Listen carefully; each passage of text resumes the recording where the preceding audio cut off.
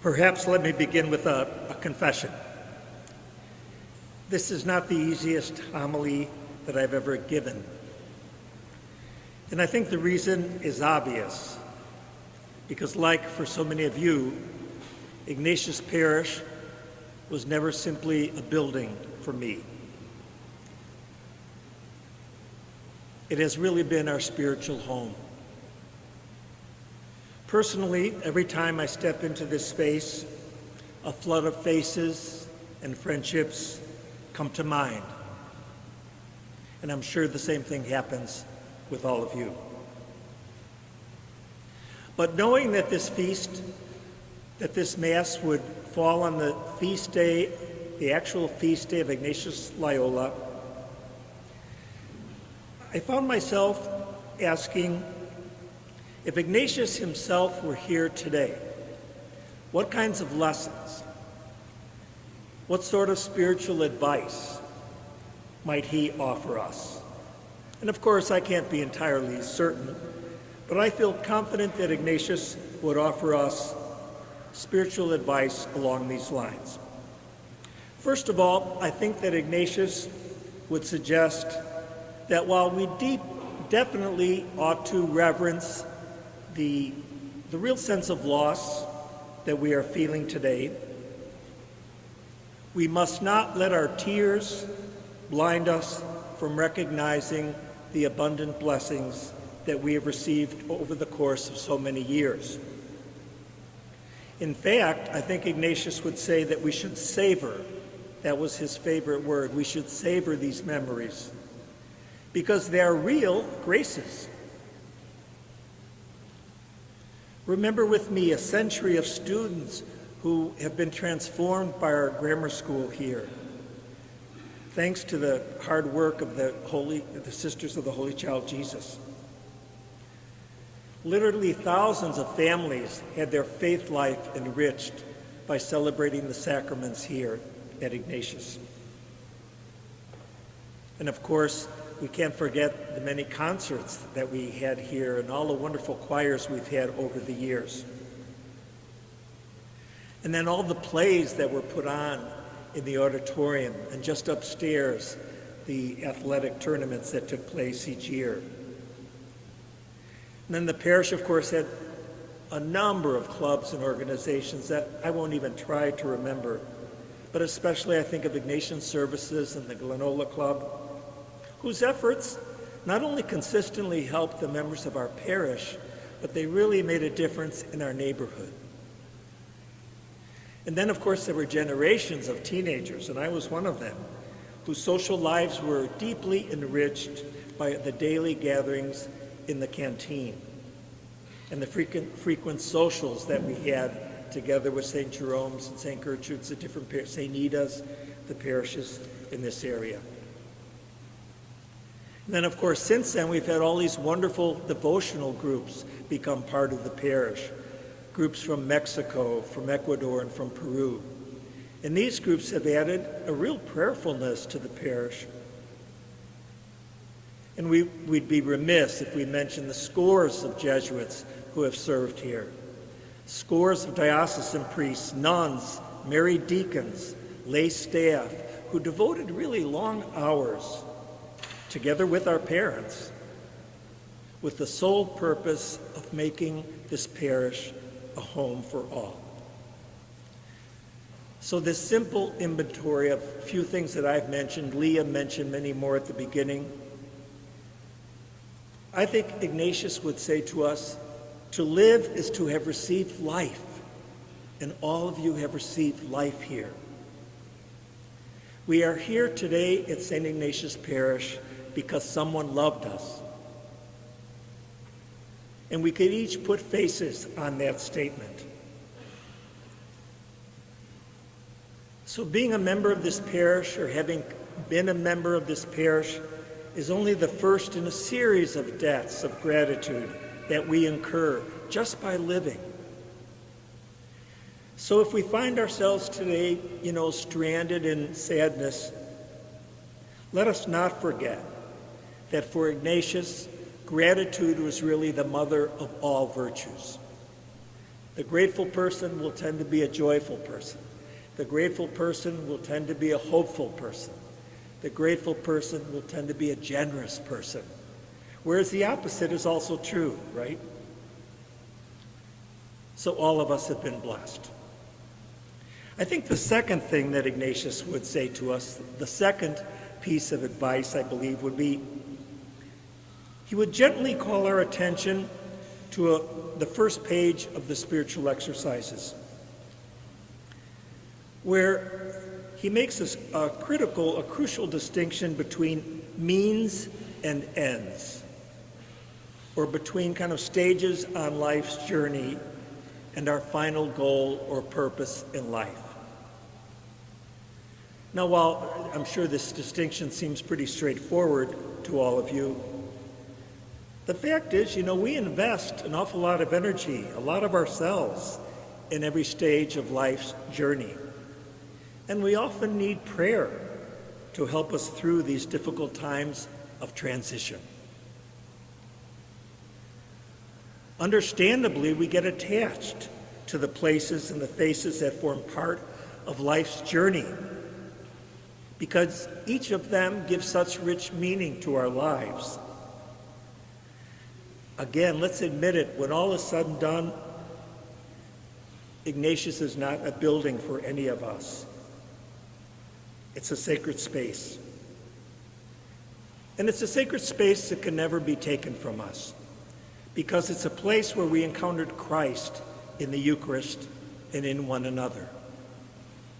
And no one can ever take that away. Ignatius, I think, would go a step further to remind us that this wonderful spiritual home, this wonderful oasis, if you will, was never meant or should never be misconstrued as our final destination. Each of us has been called into existence for a larger purpose, to praise, reverence, and serve God and our neighbor. And we attain clarity in terms of that goal little by little, as long as we remain free to continue on life's journey. So even though this parish is amazing and we love it deeply, it is still a means. It's a mediation, a station near an L station, which is grace-filled, to be sure, and beautiful, but it is still not our final goal. So yes, we have a difficult task before us, to love something so deeply while knowing that it is not our goal and that it will not last. This is not an easy task, but it is precisely our task today. And thirdly and finally, our gospel was one of Ignatius' favorite gospels. In this passage, Jesus poses a question to his disciples. And as you know, Jesus was doing that all the time. In fact, if you read the Gospels carefully, you'll see that Jesus asks roughly 50 questions to his disciples in each of the 4 Gospels. He wanted them to think. He wanted them to reflect. But of all the questions Jesus ever formulated, today's is by far the most important. Who do you say that I am? And keep in mind, Jesus was not expecting a theoretical response or a theological profession of faith. His disciples were not theologians, but mostly farmers and fishermen, as you all know.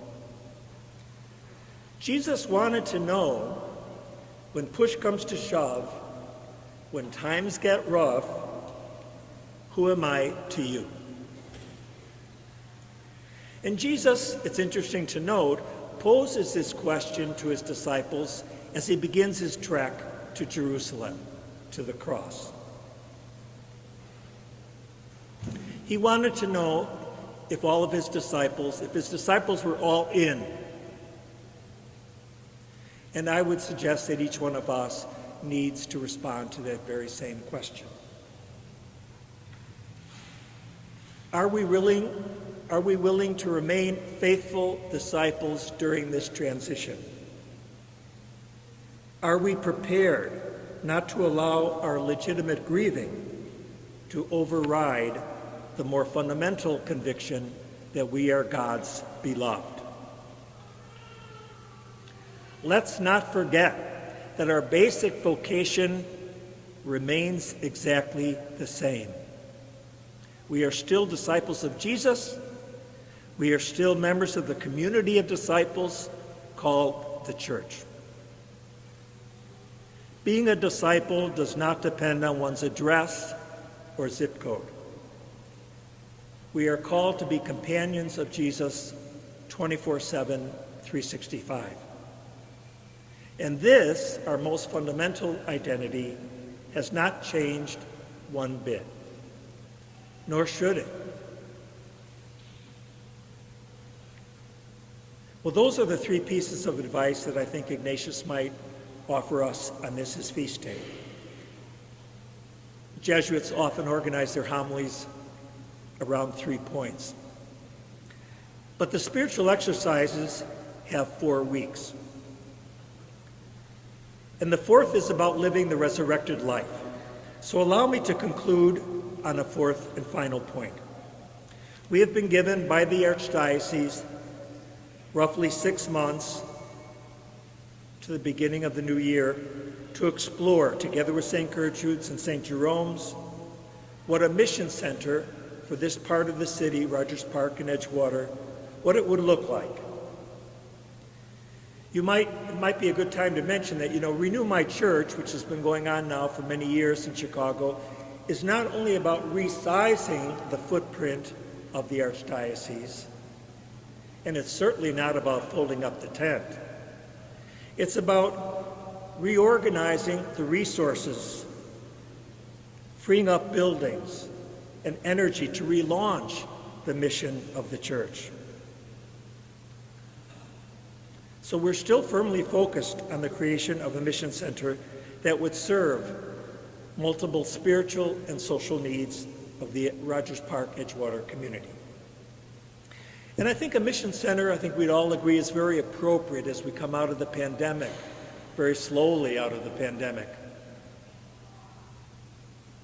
And as our dear Pope Francis never ceases to remind us, we're called to be missionary disciples. Missionary is no longer a term that's applied just to a small cohort of individuals that leave their home country and go off to a foreign country. That might have been the meaning 50 years ago. But today, Francis reminds us that we're all missionary disciples. We're all disciples on mission, if you will. And what better place to carry out that mission than right here in Rogers Park and Edgewater, right here in Chicago. So please stay tuned to learn how we move forward on this important initiative. I would ask you to please keep it in your prayer, because this would be probably the final piece of advice that Ignatius would offer us today, that we should pray as if everything depends on God, but work as if everything depends on ourselves. In the name of the Father, Son, and Holy Spirit.